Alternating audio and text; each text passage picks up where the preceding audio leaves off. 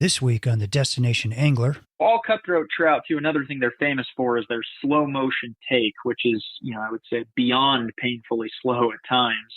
I mean, regardless of what direction you're throwing at them, I mean, it is patience, patience, patience, patience on the hook set. They have that, saying that God save the queen and set the hook. But with the cutthroat trout, it's more like, watch them eat the fly, maybe sit down, take a nap for a minute, and then set the hook. Because, I mean, it's really amazing. I mean, you can almost never wait too long.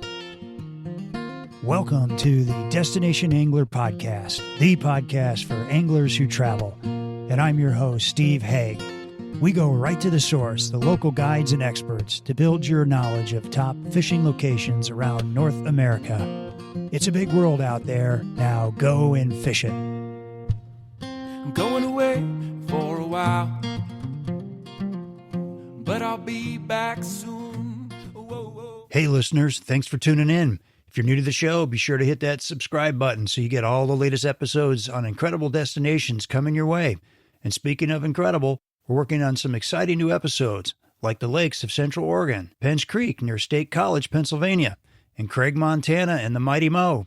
And if you're a fan, be sure to tell your buddies so they too can get the lowdown on these iconic fisheries. And be sure to backcast to catch our last episode on Grand Bahama Island with Greg Vincent, H2O Bone Fishing. Here, anglers can have daily encounters with 6 to 8 pound bonefish and realistic shots at 10 pounders, not to mention some fantastic permit fishing as well. In fact, Greg tells a pretty entertaining story of a 30-pound plus permit who jerked his guide clean off the boat into the water. Give it a listen. And you can join in the conversation on Instagram and the Destination Angler Connection on Facebook, where we always post great pictures of the guides and the destinations we feature and their top fly patterns. And today, our destination is Slough Creek in Yellowstone National Park. And our guest is guide and outfitter Max Yzaguirre, owner of Montana Angling Company. Slough Creek is hallowed ground for the serious fly angler, and for good reason. Famous for wild and abundant cutthroat trout and beautiful mountain meadows, Slough Creek provides an off-the-charts spring creek experience in a wilderness setting for those anglers willing to do some hiking. When I say wild, I mean wild. Slough Creek is one of the best spots in the park to encounter wildlife. A little bit about Max. This guy lives and breathes fly fishing. A lifelong fly tyer, he's been guiding for 10 years and has been running his own outfitting business for the last 4. His extensive fly fishing and guiding experiences have taken him to top destinations near and far, such as Chile, Argentina, Belize, the Bahamas, Alaska, and not to mention most of the top fisheries in the lower 48. Max and his guides cover over a dozen of Montana's finest trout streams, and he has a degree in geosciences from the University of Montana, is a lifetime member of Trout Unlimited, and is the author of his blog called Notes from Downstream. And lucky for us, Max is here to dial us into the incredible fishing opportunities in this part of the world. Welcome to the show, Max. Hey, Steve. Thanks for having me. Yeah, so I was reading your blog on sort of your wrap-up of the Montana 2020 fly fishing season, and it sounds like the Yellowstone River was really pretty hot last year. Tell us about that a little bit. Yeah, 2020, in spite of everything going on in the world, ended up being a really good year for us from a, guiding and outfitting perspective. Certainly, we stayed busy and the Yellowstone, but really all the rivers just, fished very well. We were fortunate to have a pretty strong winter, strong snowpack in winter 2019, 2020 that kind of made for a lot of, plenty and no shortage of cold water throughout the 2020 season, which, especially on the Yellowstone River and the other freestone streams, just makes for better fishing. I mean, throughout the summer months, when the water temps stay down, flows stay high, makes for kind of really strong dry fly fishing all season. Yeah. And you have been actually out fishing. You've been guiding this last week, correct? Yeah, quite a bit, actually. Yeah, we've had really, really mild winter weather this year. And, seemingly there's lots of folks coming out to Montana still. So as a result, the phone's been ringing and we've been taking people fishing really mostly on the Paradise Valley Spring Creeks and the Missouri River, which tend to fish the best in the winter. Okay. How are those Spring Creeks fishing this time of year? What do you have to do to tie into a nice fish there?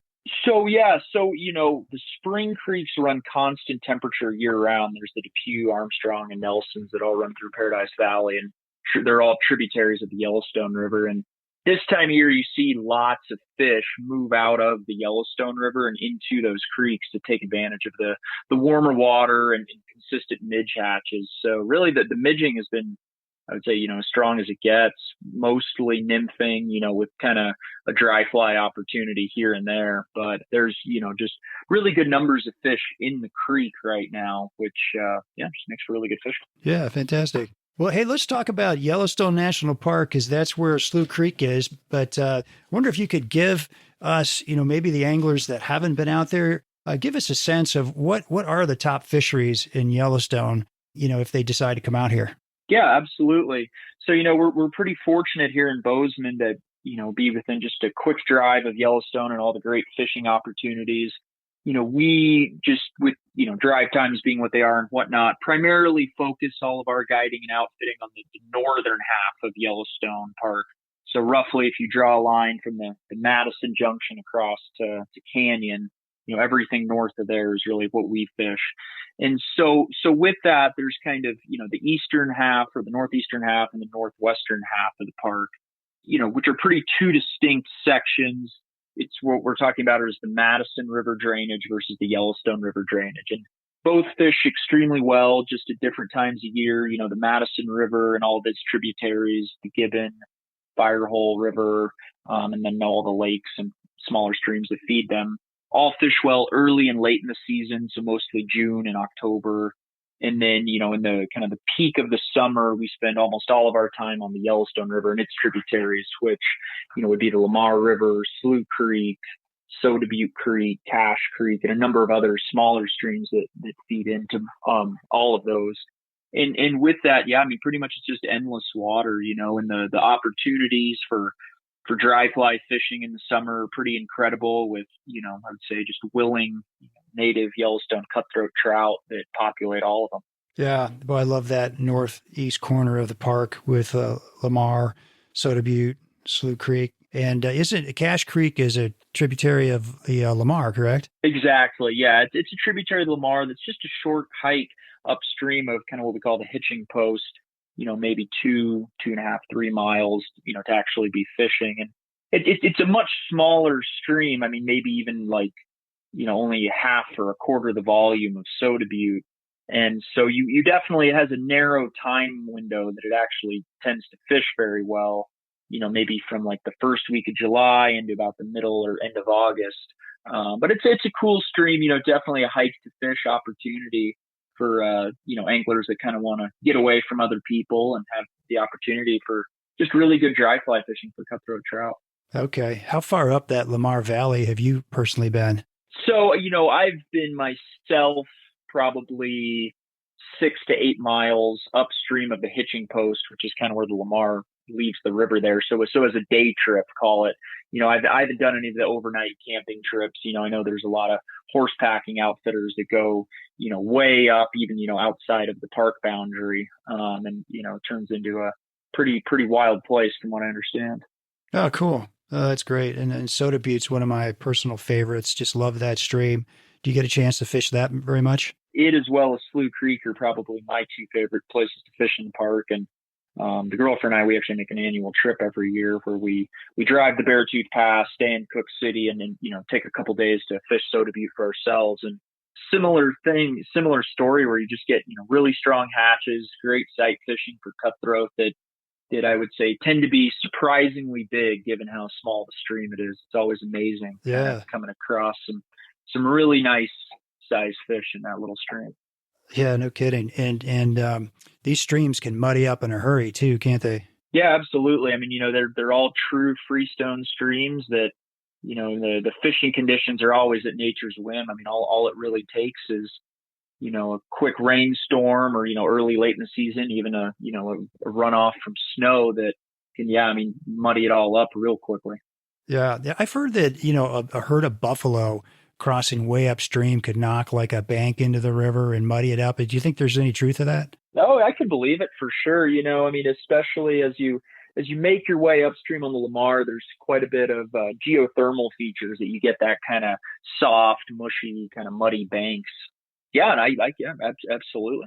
Yeah. It's such a beautiful, that Lamar Valley is just gorgeous, right? With, typically there's a pretty good sized herd of buffalo in that valley last year. We were fishing that, and more buffalo than I've ever seen in there. I don't know how many. I hate to even count, but hundreds and hundreds of buffalo, kind of as far as the eye could see. I felt like if you just could squint a little bit, you're looking back into time, really. You could look away from the road, and it's exactly the way it might have been, a couple hundred years ago.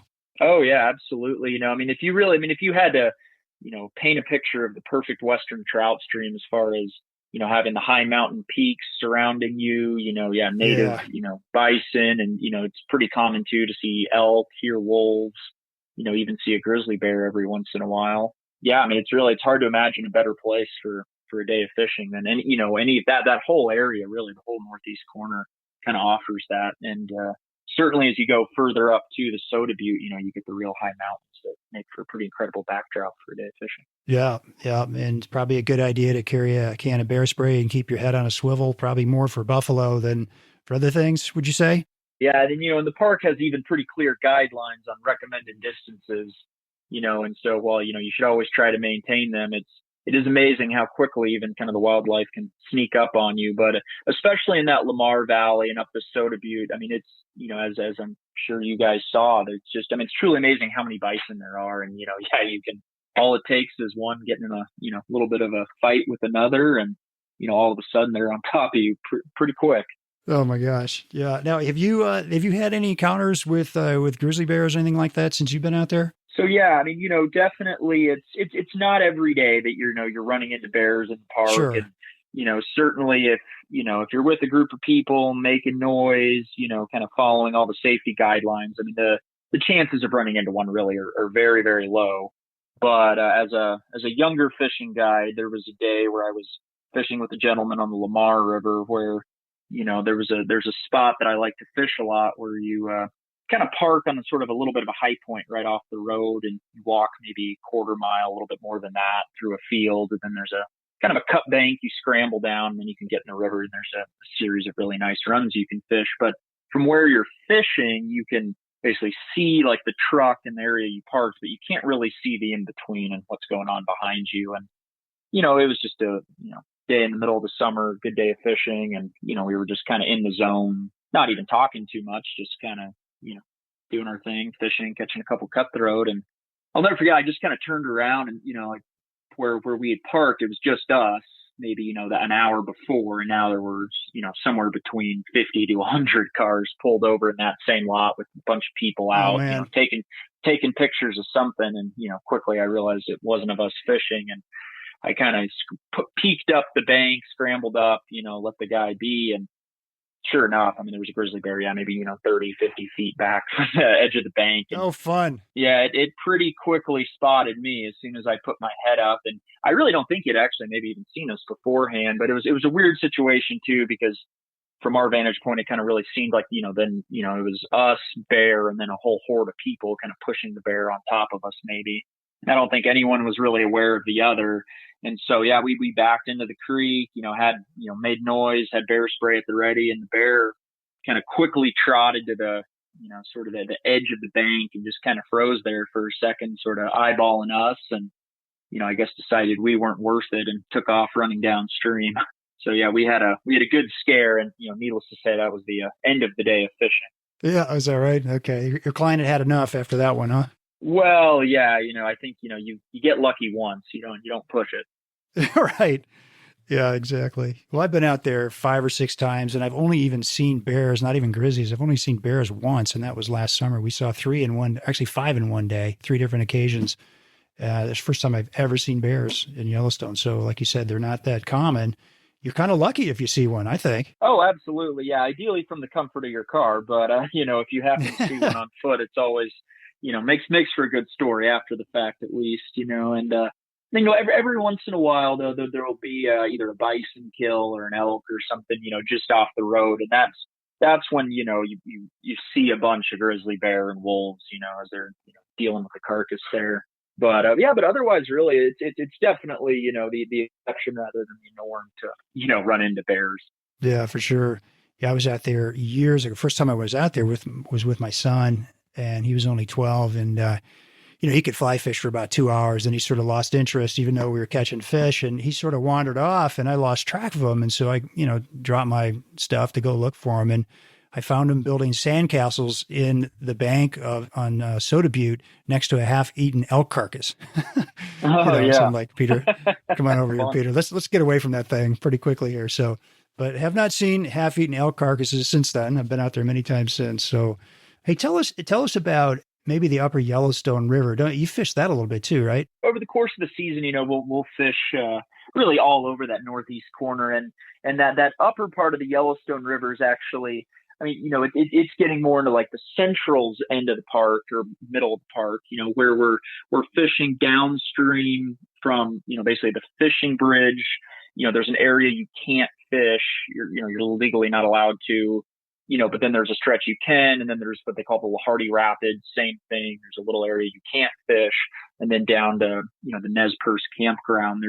There's a bunch of really interesting water in there, and you definitely have to know, where you can and can't fish to be able to actually navigate it. But with that, yeah, it's certainly the best and maybe the only opportunity at really seeing, much, much, much larger than your average cutthroat. And it's not a numbers game by any means, but it's, you get the cutthroat that run out of Yellowstone Lake. Some of them hang out a little bit longer after spawning, or they move into the river environment, as there are salmon flies and golden stoneflies, a number of other good hatches that move through it to feed. But even getting late into the fall, I've fished it, well into the last week of September, where you get good hatches of fall drakes and everything. It's not uncommon to see cutthroat in that 23, 24, or even a lot bigger inch kind of class up there. And it kind of becomes a fish of 1,000 casts type of deal.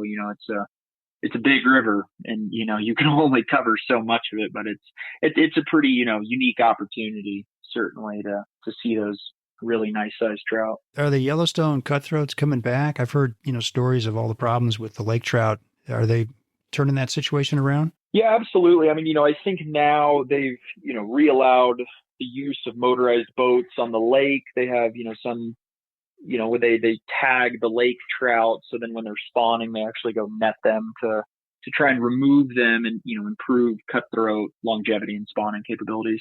So as a result, yeah, really between that and then some of the efforts further down the Yellowstone River and its tributaries to where they've implemented mandatory keep and kill rules for non-native species being caught. And then a pretty concerted efforts to remove brook trout on the upper ends of Soda Butte Creek. Yeah, seemingly, yeah, they're doing a good job. The cutthroat numbers are, make for great fishing, certainly. And yeah, it's hard to imagine at this point that they're competing with much else in the river environments, at least. That's great. So let's talk about Slough Creek. So what makes Slough Creek, so special, so hallowed amongst, serious fly anglers? Slough Creek is a pretty unique creek. Even amongst, the Yellowstone Park fisheries. When you start to think about the, most interesting places in the world you can fly fish, Yellowstone quickly has to come up. In the western half of the park, like on the Firehole River, it's the only place you can fish with geysers erupting around you, same like we were talking about with the wildlife and everything in the Lamar Valley, there's certainly a lot of pretty amazing fisheries. Where Slough Creek really stands out is, I would say the opportunity to sight fish, to actively rising cutthroat trout in a spring creek type environment, even though it's freestone stream. There's a series of meadows as well as kind of like the lower section or, lower meadow that I know we've talked about some. They provide super dynamic, interesting habitats to fish for native fish in, where, you certainly are a long way from the road in many cases. So, you're just naturally not going to be seeing as many people, and it makes for kind of a real wilderness experience that really, it's hard to find elsewhere, I would say. So with that, there's I have a kind of good story of I had the pleasure of fishing with a really accomplished angler that had been all over the world. He actually lives in Australia a couple of years ago, 4 or 5 years.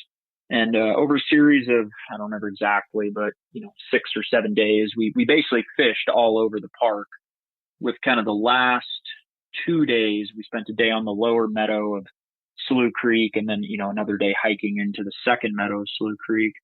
And at the end of that second day, we were kind of talking about the trip, all the different rivers we fished, and really kind of, I think he put it pretty well when he said that, of all the rivers we fished, Slough Creek was the one worth traveling halfway across the world for.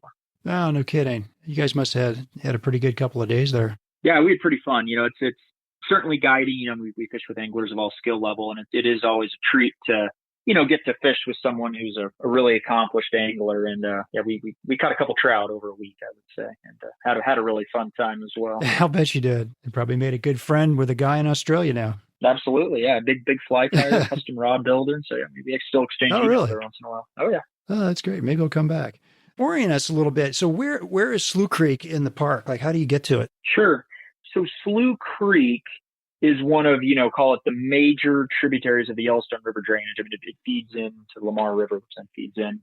So, to get there, coming from Bozeman, we would drive to the northern entrance to Yellowstone in Gardner, Montana. From there, we would head east towards eventually Roosevelt, and then you kind of cross the Yellowstone River, and and you can't miss it, kind of a dirt road that peels off sort of the main artery road of that Roosevelt turnoff, heading towards Cook City. So then, you hop on the dirt road, you drive in, there's a number of pullouts you can park in to either kind of, fish from your car on the lower stretch or go for a short hike downstream. Or you keep driving, eventually you hit kind of the main trailhead that most people are, going to fish from, which is, leads you up to the trail that takes you up to this series of meadows that really the creek's famous for. Okay. Yeah. Can you kind of break the river down for us? Like what are the major sections of the river, and how does the character of the water change, from top to bottom? Yeah. So, I mean, at its, the creek itself in Yellowstone, there's a series of 4 meadows, from kind of top to bottom. We would call like the third meadow, the second meadow, the first meadow, and then the lower meadow or the lower Slough Creek. And in between each is kind of a canyon type sort of landscape that really not many fish. And then upstream of the third meadow outside of Yellowstone, there's actually another pretty big meadow on what's called the Silvertip Ranch that is kind of separate deal on of its own. But so, typically, as far as if you're breaking down the habitat, the third meadow is sort of the big backcountry destination that, most people on horsepacking trips or, extended overnight trips or, they're going back there, they're camping, spending at least a night, maybe 2, kind of fishing that water. The second meadow is maybe about 4 miles from the trailhead, and it's a pretty solid day trip. It's definitely, better for the fit and ready. There's also a couple campgrounds up there that offer, kind of that sort of deal for people that are maybe more interested into backpacking and staying up there. And then the first meadow is sort of the shortest of all the meadows. It's, a series of maybe 12 to 15 river bends that really gets walked by for the most part. I mean, most people are kind of heading further upstream, but it's a great fishery in its own right that, really with people on day trips, we fish all the time and tend to see really about the same quality of fishing. And then you make your way back down to the trailhead, and then the lower Slough Creek is, I think, in many ways the most interesting fishing on the creek. Seemingly it's the low hanging fruit, but without a doubt, you see the largest average size cutthroat, probably also the most challenging and rewarding fishing conditions where it's, a lot of sight fishing to pretty picky fish that see a lot of flies, and, they kind of demand the best of anglers to really, get the bigger ones in the net. No kidding. Okay. And is the water a whole lot slower down there? Is it more lakey, or what's it like? It gets pretty slow. I mean, there's a pretty fast section right before it flows into the Lamar River. But the stretch that we typically fish from what's called like kind of the VIP hole upstream is really, pretty slow, lakey water, cut up by a series of quicker riffles and runs in between. But you tend to see those bigger trout in the kind of the deep pools, cruising around, eating mayflies, eating hoppers, ants, beetles, as you get in later in the summer. It's pretty fun. I mean, yeah, you can walk on the banks, kind of pick them out, sort of go hunting for an afternoon, looking for those bigger fish. But it does definitely require, a little more accuracy, and certainly a more demanding presentation as from on the part of the angler. Okay. And if you're going to try to get to the second meadow and make a day trip of it, like what time are you at the trailhead in the morning to make a day of it? Yeah, so it's something we do as like a hike to fish guided trip. I think we talked about it before the show. I like getting going pretty early. I mean, if we're going all the way up there, it's to really make it worthwhile. To actually have time to really get in a full day of fishing. So usually, what that looks like is getting to the trailhead somewhere between 6:30 to 7:30, ideally at the earlier end of that. Figuring that there's the first half mile to hike is probably most of the elevation gain. It's pretty steep, straight uphill for that first half mile, and it's pretty mellow, kind of rolling after that. But it's nice to have plenty of time to make the hike. Stop, take water breaks, catch your breath as needed, and also enjoy the scenery and everything else along the way. So not as to be rushed. You don't want it to be a sprint up to the second meadow. Okay. And so that puts you on the water, usually somewhere around 9:30, which with the higher elevation streams, that's just as it's starting to warm up a little bit, just as they're starting to come to life. Even in the middle of summer, it's you're not getting great hatches or great dry fly fishing before that. So really you're getting there right as the creek is kind of waking up, and it gives you the opportunity to fish till 4:30. Gets you back to the trailhead somewhere around 6:30, and home in time for dinner and drinks. That's full day. Sounds like fun. What's the elevation gain? I can't say I know just off the top of my head. Nothing dramatic though. I mean, we're not hundreds, probably not thousands of feet. Certainly, it's actually, yeah. I mean, it's really after that first climb that leads you up basically to the first meadow. Really, it's pretty mild. I mean, there's a couple little uphill portions, but really it's just rolling terrain. It's more the distance than the vertical. Okay. So water temperature, is it worth getting up and getting out there super early? My experience has been the water temp's got to hit about 50 degrees for the fish really to get active. But what's your experience? Yeah, I mean, really, right? You're on the fishes and really the bugs schedule. I mean, especially later in the season as you get into the fall, where you're hoping for the good hatches of the fall mayflies, whether it's drakes or even blue wing olives later in the season. That's almost more of an afternoon thing. I mean, I would say, September, if you wanted to hike up in early October and you had good weather, there's no reason to be on the water before maybe 11:30 a.m. Early in the summer, if it is a hotter kind of year, drier, you could probably catch fish on hoppers. I mean, damn near first light, but really there's certainly no rush for the most part. I mean, you can have I wouldn't say you want to be the last person there, but it's not a foot race, I guess, to get on the water.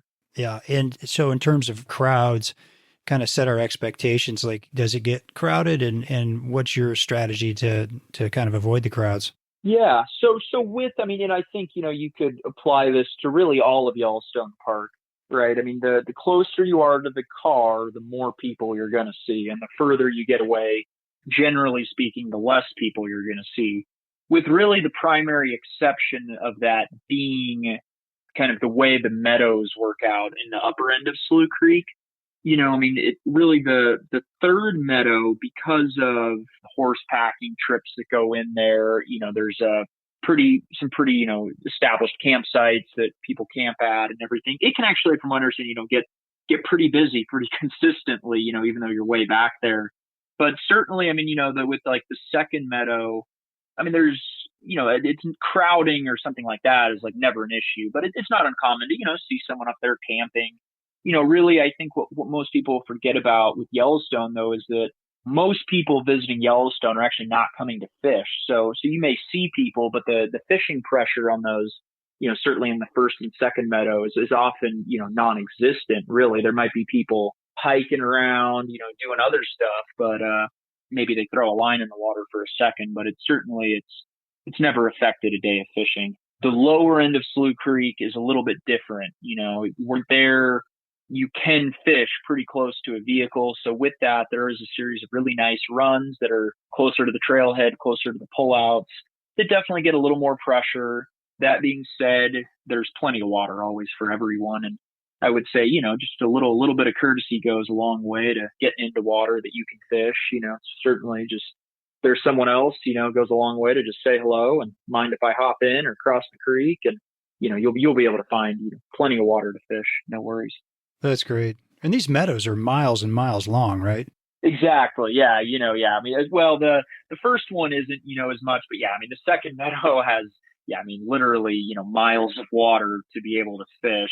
So with that, yeah, I mean, there's something to be said for, if you're, look ahead and there's someone fishing, just going for a little quick walk, quarter mile, half a mile upstream usually will quickly result in open water with no one else around. Yeah, that's good to hear. What can anglers expect, just in terms of, fish numbers, size, like a decent angler on a decent day? Sure. Yeah. I mean, some of it depends on the hatches, the time of year. I mean, just like any other river. But, assuming conditions are good, there's a good hatch and everything. I mean, it's not uncommon for a good angler to, have somewhere in the 30 to 40 shots at Cutthroat per person sometimes. Nice. Under, more challenging conditions. I mean, whether it's smaller flies, wind, whatever have you, that number can certainly go down. And Slough Creek is also a fishery that, definitely, while there certainly are opportunities for beginner anglers, it's certainly a creek that, rewards a degree of skill. So with that, your first time out there, expectations might, usually want to be set a little bit lower, but certainly, you're getting opportunities all day. I mean, regardless, you're seeing fish, there's fish rising, whatever, what have you. Maybe the total in the net at the end of the day doesn't reflect that, but yeah, you're always getting opportunities. Oh, that's neat. And give us a sense, if you could, of sizes. What's the average up there? What's a decent sized fish up there? Yeah, I mean, you're kind of your standard man on Slough is somewhere in the 14 to 17 inch range, with most of them kind of being in that middle slot. But it's especially on the lower end and in that second meadow. I mean, it's not uncommon to see a handful of fish, really 19, even bigger, getting into 21, 22 inches at times. So with that, I mean, it's, you don't see a lot of small fish, I guess I would say.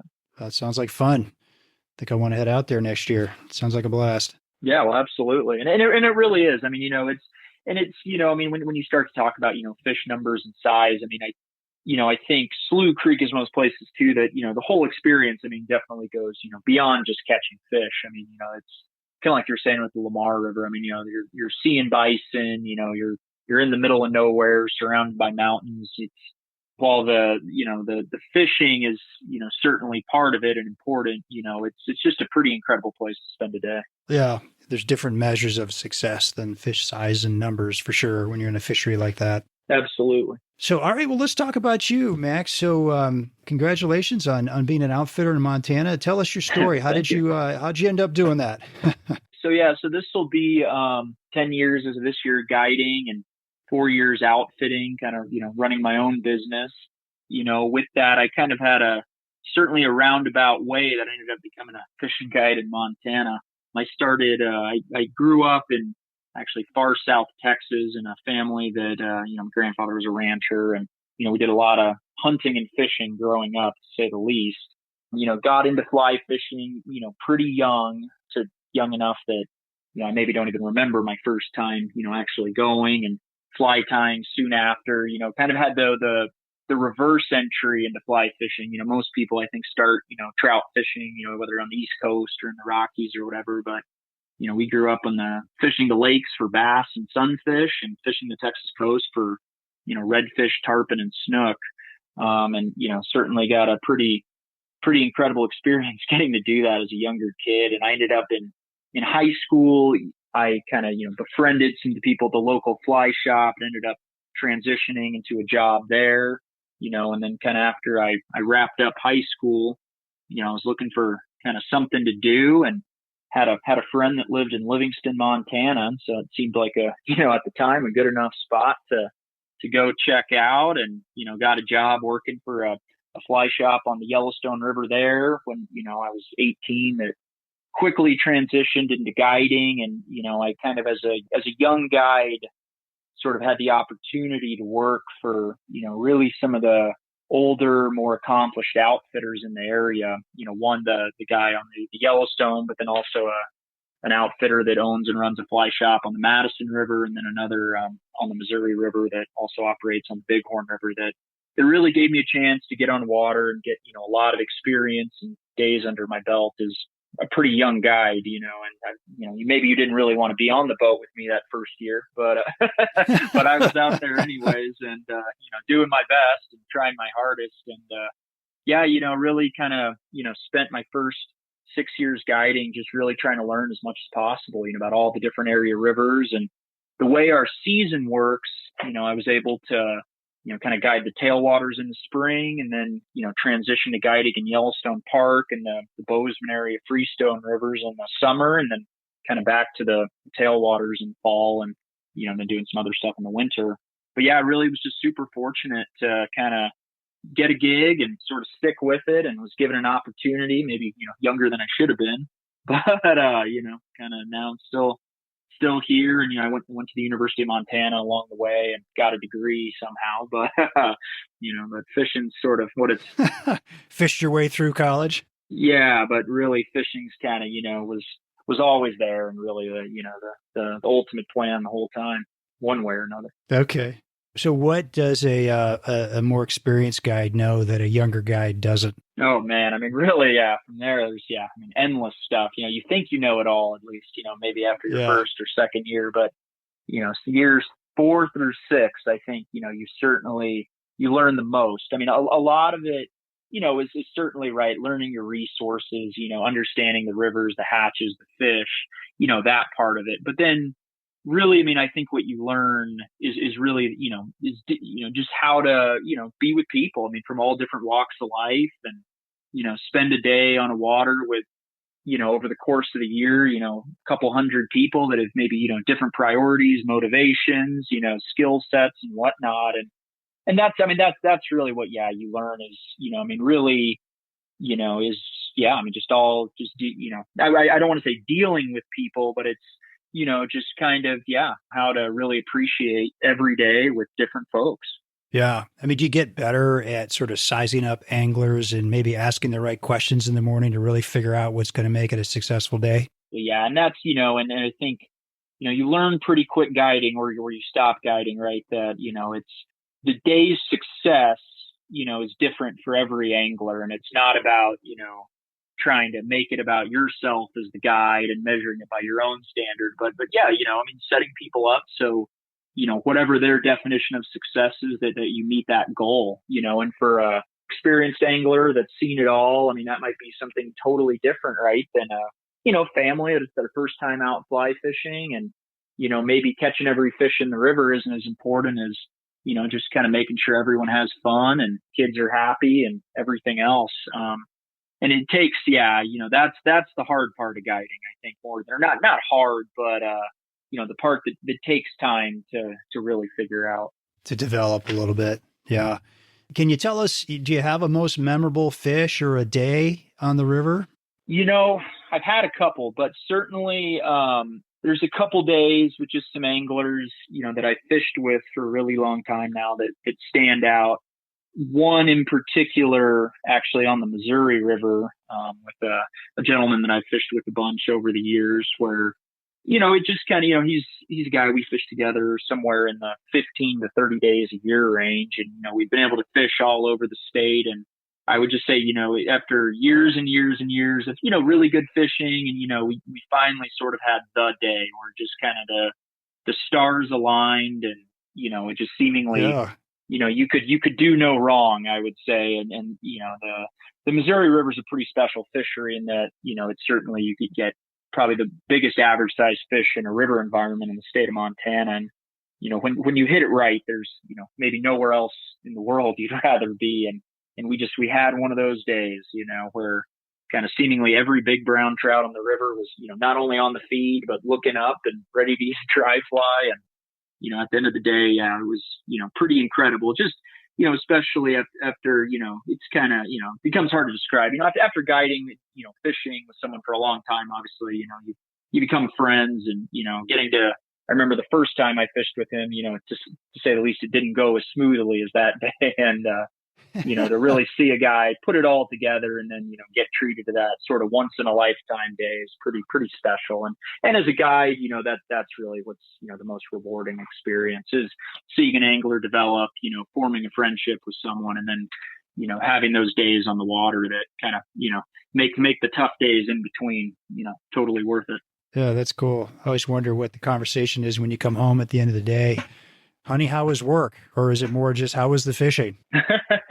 How was your client? I don't know. Yeah. It varies quite a bit, but we luckily the girlfriend and I too have strong but separate interests, including that would be fishing. So oftentimes there's not that much fishing, not as much fishing talk as you might think when I get home.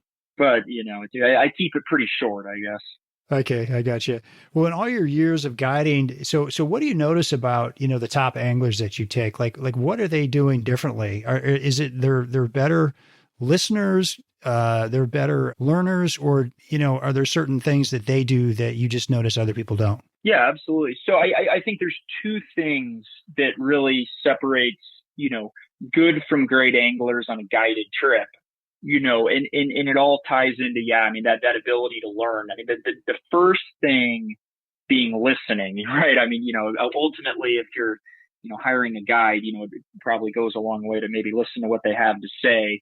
But it goes beyond that. I think it's coming into the day with no preconceived notions, regardless of, you may have fished all over the world, but, you've never fished on this river on this day. And so, kind of listening and sort of, rolling with the punches, sticking with it, and being willing to adapt and change if needed.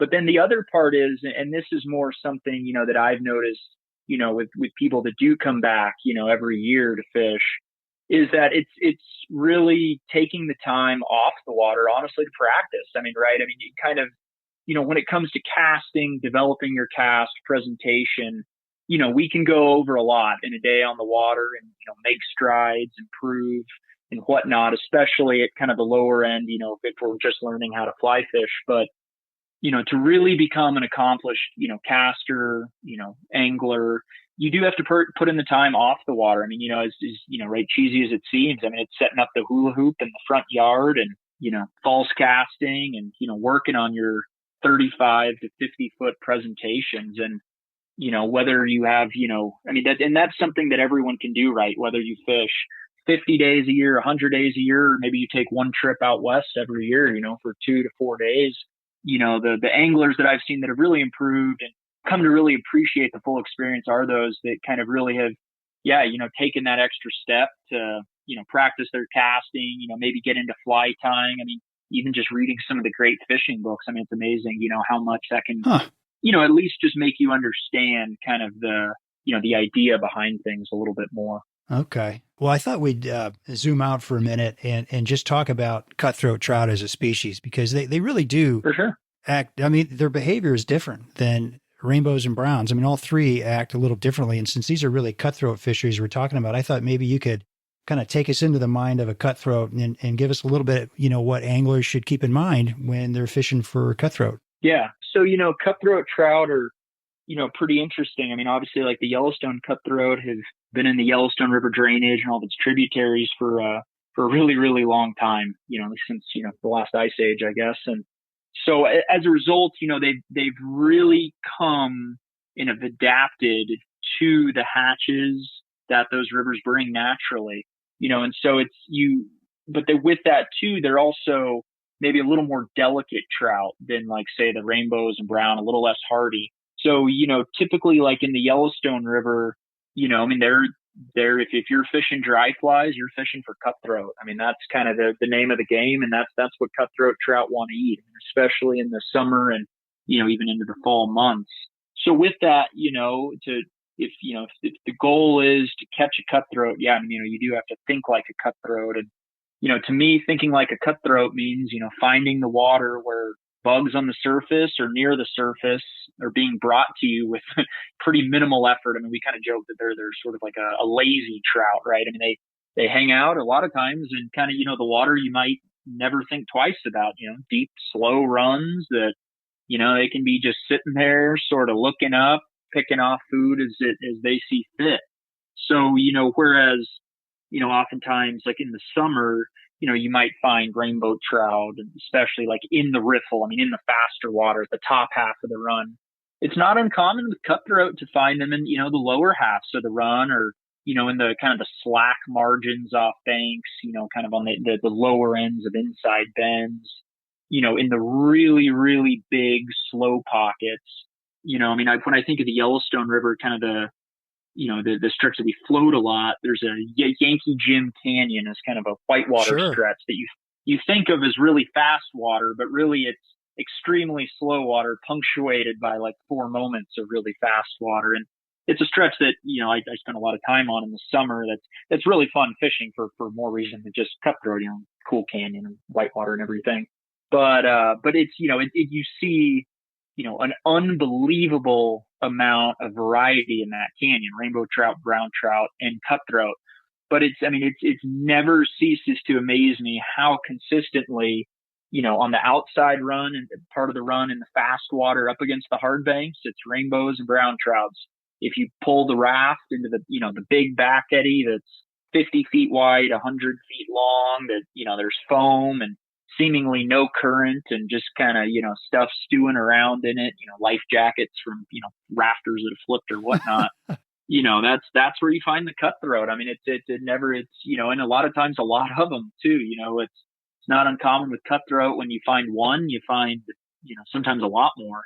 And so that's what I think of, is the kind of, the fish that have, been in these rivers for a long time and have become really, really comfortable, just kind of, looking up and eating the natural bugs that come down. And, with that too, I mean, it's cutthroat. I mean, they are, typically you think of them as a little bit smaller on average. Maybe they don't fight as hard.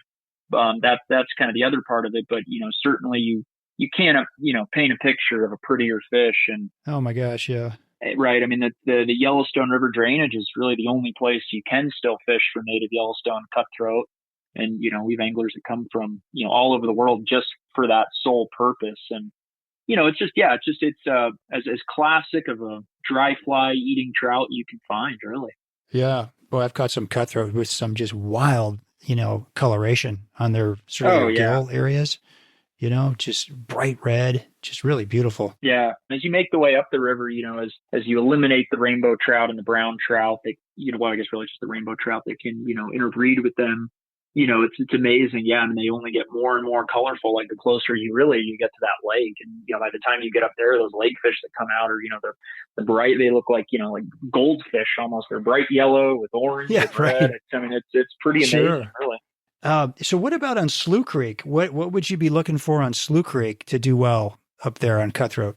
So Slough Creek, as far as water type is really interesting. I mean, kind of the slow, lazy water I was describing is probably, there's a reason it's called Slough Creek. I mean, it's probably 80% of the fishery, but you do also tend to find them. I mean, without a doubt, especially late in the summer as kind of water temps rise a little bit in the faster water as well, or certainly on the edges of the faster water.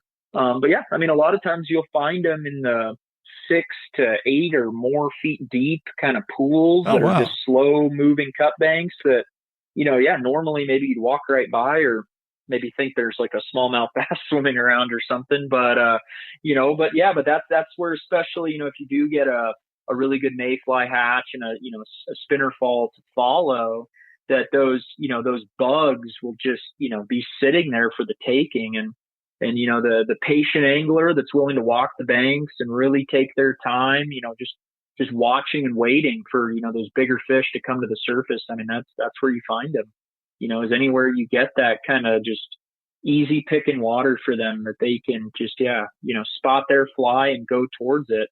And certainly that's, what also, as a strategy for fishing is really just blind casting in calm water. I mean, almost like on a lake. And it's amazing, maybe it takes 5 seconds, maybe it takes 2 minutes, but you leave it out there long enough, a lot of times you'll be surprised by what comes up. Yeah. So you're saying that you're getting cutthroat on dry flies in 6 to 8 feet of water? Yeah, I mean, it's not uncommon, I mean, that's certainly the deeper end of it, but oftentimes the fish aren't at the bottom, right? They're kind of cruising just below the surface. Okay. Oh, that's wow. No kidding. And so Slough Creek, would you say it's a technical fishery? Because I kind of think of cutthroat as being a little less selective, but it's like a spring creek up there, right? So Slough Creek is definitely at the probably most technical end of cutthroat fishing. And, some of it is, on the lower end of the creek. I mean, especially if you're closer to your car, maybe as a result of just anglers being out there, them seeing a lot of different flies. But then you still see, up in the meadows, pretty selective fish. And I think a lot of it is really the fact that there are strong hatches. And so the fish do get pretty keyed in a lot of times on, maybe not down to the, point of color or stage of life, but at least, profile, size. It's, I mean, you can't, if there's a really strong PMD hatch, and you're throwing a big elk hair caddis, maybe you don't get looked at. Whereas, on the bigger rivers, it's, typically if, a fly on the water sometimes is good enough. But yeah, no, on Slough Creek, it's definitely more technical. And the big thing though with that, I think, is less the fly selection, more your just approach to fishing the creek. It does require, quietly approaching the run, delicate presentations, a little bit longer leaders, finer tippet, to really just, give the fish the comfort space that they need. Would you recommend that the angler just sort of observe, come to a pool and just stop, look for a bit? Don't just dive right in, or, wait for rising fish? Yeah, absolutely. I mean, not even necessarily waiting for rising fish, but I would, on Slough Creek is, the first thing you need to do, absolutely, is just stop and wait for a minute. See if there's anything going on. I mean, whether it's, bugs on the water, fish rising, what have you. But also then too, I mean, really looking at the run and coming up with a game plan as far as how you're going to break it down and how you're going to fish it. And kind of trying to, like you were saying, kind of, get in the mind of the cutthroat trout. Maybe not head straight up to the top of the pool in the really juicy looking riffle water, but instead maybe starting in the lower third and just kind of, blind fishing for a little bit, throw a hopper into, the deep bottomless pool that, maybe you don't think there's really anything in, but you do it enough times and you quickly find that that's, where the biggest fish in the run are. And a lot of times, it's worth for trout to swim a couple feet up to eat a big hopper at the surface. So it's just taking that second, not rushing in, and maybe, spooking the fish certainly before you ever get a chance to even cast at them. Yeah. Yeah. And what kind, talk to me about, tippets and leaders and lines and things like that. What are you using? Yeah. I mean, I think, if I was putting together like the ideal setup for fishing on Slough Creek in the summer, you'd be looking at like a 9'5" weight, kind of standard, or, if you wanted to, you could go with like an 8.5'4" weight, maybe late in the season, if you're throwing really small flies, a 3 weight, but I think, you're not going to find any kind of improved experience with that. Really at the business end of it, I mean, certainly, it's floating lines kind of through and through. That's all you should need. Moving down into the leader, I would say, if you are fishing to actively rising fish, I think probably at minimum 12-foot leader. If it's, PMDs, caddis, maybe you could get away with 4X. I would probably still shy towards 5X. As you get into smaller mayflies, the blue-wing olives and whatnot, definitely 5X. I've even seen it too, though, like in the evenings, you can get pretty good midge hatches where you really, I mean, you have to fish a single CDC midge. And, in that situation in slow water, if they don't take it on 5X, maybe think about downsizing. That would require a special fish and a special day, I would say. But yeah, 12 to 14-foot leaders. A lot of it too is also being honest with yourself. I mean, if you can't turn a leader that long over, you got to go shorter. If maybe you're splashing your line, maybe you got to go a little bit longer, adapting it for your own, skill set. Yeah, exactly. But then, as you get later in the summer and you start fishing hoppers, usually we're not fishing really big hoppers, more like size 14 to 16. Oh, okay. But with that, you could maybe go a little heavier. I mean, certainly 4X tippet is probably fine.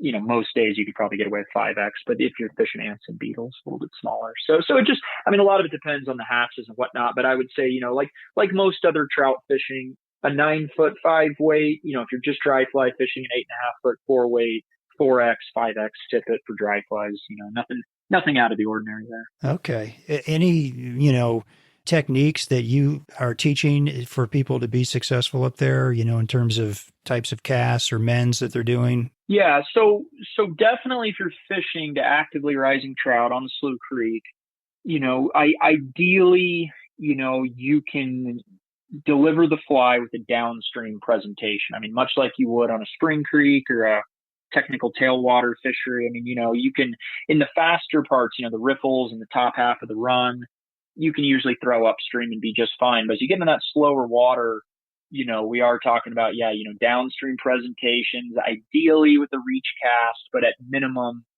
being able to, stack line, feed it slack to allow the fly to continue the downstream portion of the drift. So what that looks like is, setting up on the fish, maybe, 5 degrees upstream actually of the fish. With where you're standing, casting it straight out or slightly downstream, and then, trying to feed the fly down to the fish. So really the only thing that they're ever seeing is your fly. They're not, getting hit with the leader or hit with your fly line. They're not necessarily feeling the line splash. It's just that pure, just downstream shot at them. You need to do that. They're that selective. You need to switch to downstream to get these guys sometimes, huh? If you want to, catch them consistently, absolutely. You can always get away with here and there, an upstream presentation. Don't get me wrong, but if the goal is, especially on like the lower end of Slough Creek in the lower meadow, to have a chance at some of those, bigger, wiser fish, call it, I would say a downstream presentation never hurts. It can only help you. If you have the ability to practice that or do it, there's certainly nothing but a reward for it. Oh, that's cool.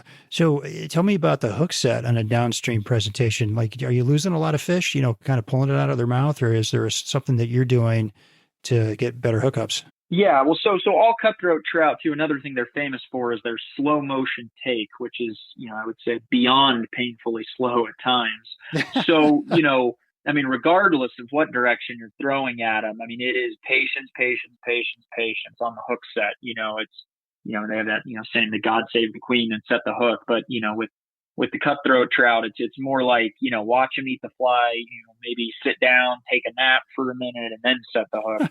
Because, it's really amazing. You can almost never wait too long. With the downstream hook set, the big thing is obviously managing the slack. If you stack too much line on the water, it's real easy to just not be able to tighten up on the fish. And so probably most people who are missing fish on a downstream presentation are either, setting too quickly on the fish, or they have more line than they can clear out, between the tip of the rod and the fly. Okay.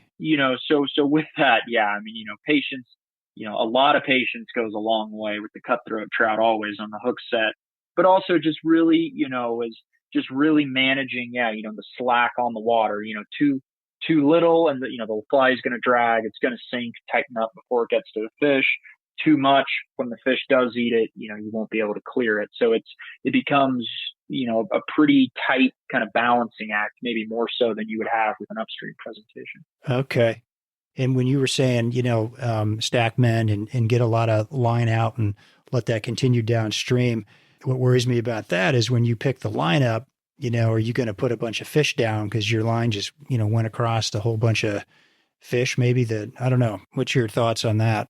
So it definitely depends on the situation. Usually on Slough Creek, you're fishing to a single rising fish, not as much as pods of rising fish. So a little bit less of a concern, but definitely right. Yeah. Picking up the fly line by rising fish is, one of the, maybe the golden rules of dry fly fishing that you don't do. So let it go past them, right? Yeah. So you let it go past them, and then, regardless, even if it drowns the fly, you strip in all your line almost before lifting, bring it back, because you can, okay. It's interesting, I've seen it a lot, like on the Missouri River and the Paradise Valley, Spring Creek, Slough Creek, the more technical fisheries. It's amazing. You can basically strip a dry fly through rising fish, and they usually don't really care that much. It's more the picking up the line, but seemingly a number 22 midge kind of, being stripped in, they don't care about that much. But definitely, yeah, lifting up a bunch of slack line, peeling the line off the water, getting that, snap, thrown water. That's a sure way, to put down a fish on any river, really. Well, that's a great tip. So strip the line all the way in. Don't try to lift it. Yeah. I mean, certainly I would say you got to strip it, 15 feet or 10 feet away from the fish, before you even think about it. Yeah, I got you. Okay. Hey, what are the major hatches on Slough Creek? What times of year or months of the summer are they appearing? Sure. So the season for fishing on Slough Creek runs, legally much longer, with the Yellowstone Park season, but by the time spring runoff really subsides, call it the 4th of July is really about the earliest you can consistently get on Slough Creek, that it's going to be at, appropriate levels, clarity, everything you need to actually go out and catch fish. It runs, on a normal year, you could probably fish it through the last week of September, first week of October. If it's cooler than your average year, maybe mid-September. If it's a little warmer, maybe you can sneak up, certainly to the lower creek, through the middle of October, for the more ambitious, maybe to the first or second meadow.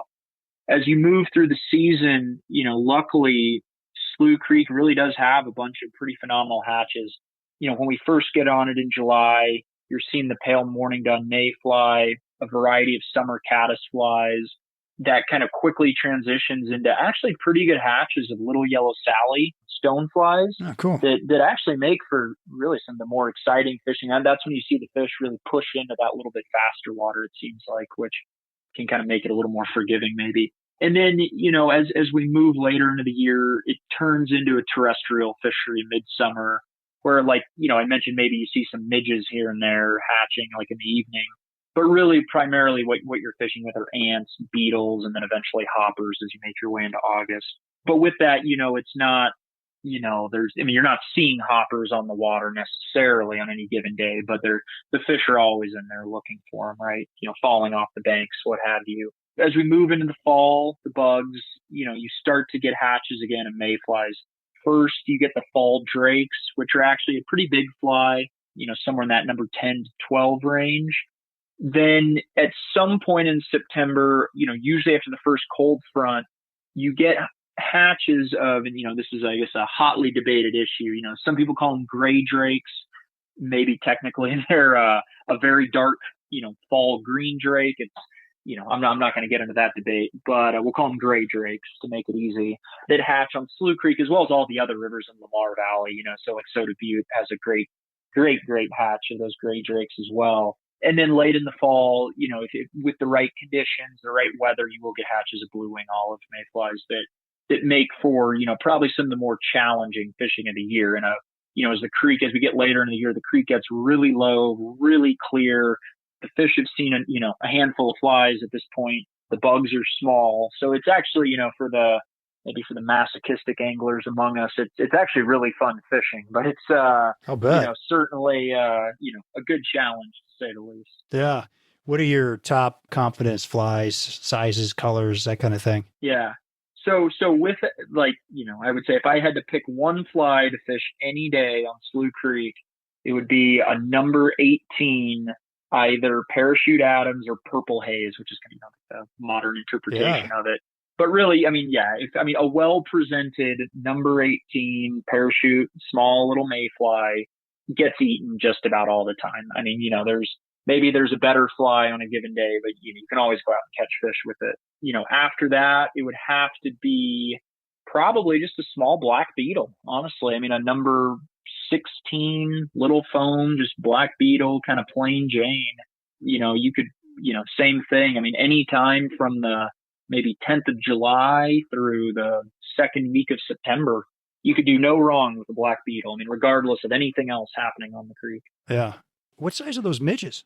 Well, so the midges are really small, and that's, that's kind of the when all else fails plan, is that there's, really in the evenings in the summer, it's actually amazing how really good the midge hatches can be. And I've had the pleasure of, fishing them even the last light on the creek, but it's kind of funky. The fish seemingly get really picky when they're hatching, and it's really all they'll take. And, there's a midge pattern that, I mean, I like fishing a lot, not just on Slough Creek, but anywhere you have midges. That's, Harrop's hanging midge. It's kind of the standby CDC single midge patterns. And, we'll fish it in a 20. And if they don't take it, you try the 22. And it's just kind of a real nondescript pattern, just kind of little white body with a little black rib and a little CDC tuft. But it's, the fly, it's the midge pattern that the fish seem to never say no to. And you can actually see it pretty well. So it's, but yeah, 2022 is not uncommon. Wow. And what are your favorite hopper patterns? Schroeder's Parahopper, number one pick, the classic for Slough Creek. Just all natural materials, lands real lightly. You can see it. It's not the most durable or the highest floating pattern, but, with all kinds of sight fishing with drag flies, people always talk about you got to make your first cast count. And you could say the same thing with flies. You got to make your first fly count. And that's a non-refusal pattern. If they're looking for a hopper and you put it in front of them, they're gonna eat it. Which you can't necessarily say all the time with some of the bigger, gaudier, foam flies that maybe fishing out of a drift boat float super well. So that's what you're gonna go with. But we're talking about slow moving waters, pretty selective fish. Just the plain Jane, number 14 or 16 tan parahoppers. Really all you need. I mean, I've got a box full of them, and that's pretty much all we ever fish in that slower moving water. And so leave your big foam chubbies at home, huh? Oh, you can probably still catch a fish on them, but for for Slough Creek specifically, for the water type you're fishing, I mean, it pays to go a little smaller, a little more finesse always. And it's, but certainly, as you move on the bigger rivers, it's a different story. But on the Slough Creek, without a doubt. Okay. Do you ever drop a nymph off the back of those, or are you sometimes dropping another dry?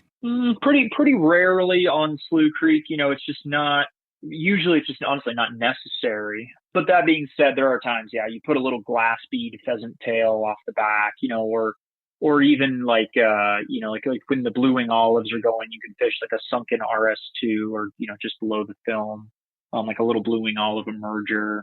That's pretty standard setup. There are days, right, where unfortunately you make the drive to Slough Creek and you come upon a muddy river, kind of like we were talking about earlier, that the weather changes quick.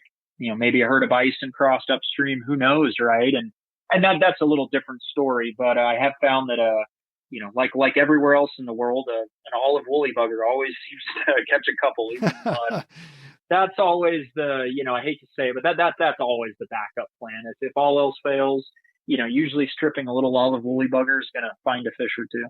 That's awesome. Would you mind taking some pictures of those top flies, and we can maybe pop those on the Destination Angler Facebook and Instagram sites? Okay. Oh, that'd be great. Yeah, I can send you that, no doubt. And we'd love to see some pictures of you and your clients holding some big, beautiful fish up there if you'd be willing to share. Okay. Good. All right. One more question. Where do you like to go at the end of a day in Yellowstone to have a cold beer and a bite to eat? So, you got to leave the park because, you don't want to be doing any drinking and driving in Yellowstone. But right out the north gates, the town of Gardner, there's a couple great watering holes. The Blue Moon Saloon's always a great one. The Iron Horse is probably the best outdoor patio in all of Montana. And for maybe a little more local flavor, there's the Rusty Rail that you can get a good greasy hamburger and a cold beer. Probably not much else, but it's kind of all you need. That's great. And what about Cook City? Do you ever head out that way? And I found Cook City to be just a fantastic little town, just out that northeast entrance. Yeah. So that's actually where when we do our annual kind of fun trip to go fish Soda Butte in the northeast corner. And there's a really famous drive that's the Beartooth Pass that people goes from Cook City to Red Lodge. That's a great side diversion outside of fishing. But Cook City's on the kind of the south side of it. It's a cool little mountain town that actually you can go to all winter. Even it's a great snowmobile destination. But there's the Miners Saloon. That's kind of the one of the better drinking establishments maybe in the whole state of Montana. Certainly it's a little bit of a drive, pretty much in the middle of nowhere. But if you find yourself in Cook City, it's the best spot for beer and pizza. If you're hitting Soda Butte, it's 20 minutes up the valley from Soda Butte, and boom, you can have some lunch and come back. Yeah. Not a bad drive at all. Yeah. Well, this has been great. You've really given us a great overview, Max. And, your knowledge of this area is fantastic. I hope people give you a call. Sounds like you could show them a good time up there in Yellowstone. And thank you so much for being on the show. Yeah, absolutely, Steve. Well, thanks for having me. Sure. So how can people get in touch with you? Yeah, so the best way is, I handle all bookings and, every aspect of trip planning, certainly, personally myself as the outfitter. So, my phone number is 406-579-9553. I'm the one that answers the phone and takes care of all that. So, if you are booking a trip with us, you're working with me directly, not anyone else. And, we've got a great website, montanaanglingco.com, that, you can actually book trips at online, certainly email, contact info is all there, as well as, information about all the different rivers that we fish on, different times a year, and, all the different trips we offer. So there's a lot of information there, and that's probably the best starting point for most places, for most people. All righty. Well, we'll post this on our show notes on our website, and we'll put some pictures of your top fly picks for Slough Creek on our Facebook and Instagram pages. And folks, thanks for listening. And, I wish you extraordinary success, Max, and everything that you're doing, all your adventures to follow. And folks, give us a share, like, and follow on Instagram and Facebook, and be sure to subscribe wherever you get your podcasts. And feel free to email me with any comments or suggestions at shaig50, that's shaigh50 And our music is by Brothers Fountain, and we hope you enjoyed the show, and we will see you again soon. Thanks, Steve. Well, I'll go from the land to the shining sea, but I know there's more to life than what the eye can see.